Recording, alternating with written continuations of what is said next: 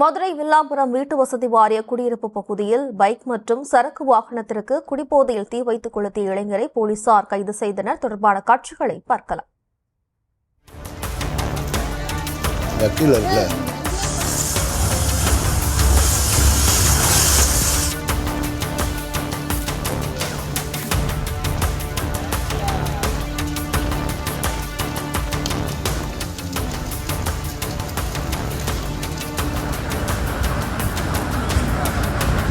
இது குறித்தான கூடுதல் விவரங்களோடு இணைகிறார் நமது செய்தியாளர் விக்னேஷ். வணக்கம் விக்னேஷ். விவரம் நிச்சயமாக ஜெயஸ்ரீ.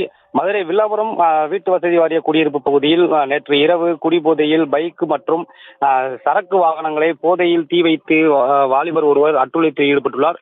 அவரை இன்று காலை அவனியாபுரம் காவல்துறையினர் கைது செய்துள்ளனர். மதுரை வில்லாபுரம் கூட்டு வீட்டு வசதி வாரிய குடியிருப்பு பகுதியில் கோபி என்பவரது மகனான மணி, வயது 31. இவர் கறிக்கடையில் வேலை பார்த்து வருவதாக கூறப்படுகிறது. இந்த நிலையில் கடந்த 1ஆம் தேதியான நேற்று இரவு குடிபோதையில் வந்த நபர் வில்லாபுரம் வீட்டு வசதியார் குடியிருப்பு பகுதியில் நிறுத்தி வைக்கப்பட்டிருந்த 4 சக்கர வாகனம் மற்றும் 2 சக்கர வாகனம் ஆகியவையை குடிபோதையில் வாகனத்திற்கு தீ வைத்து எரித்துள்ளார். இது குறித்து அப்பகுதி மக்கள் மற்றும் வாகன உரிமையாளர்கள் அளித்த புகாரின் பெயரில் அவனியாபுரம் காவல்துறையினர் வழக்கு பதிவு செய்து விசாரணையானது நடைபெற்று வருகிறது.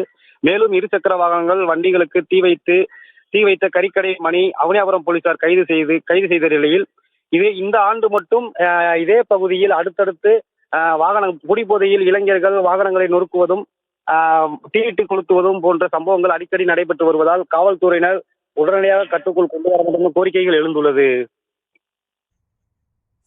விவரங்களுக்கு நன்றி விக்னேஷ்.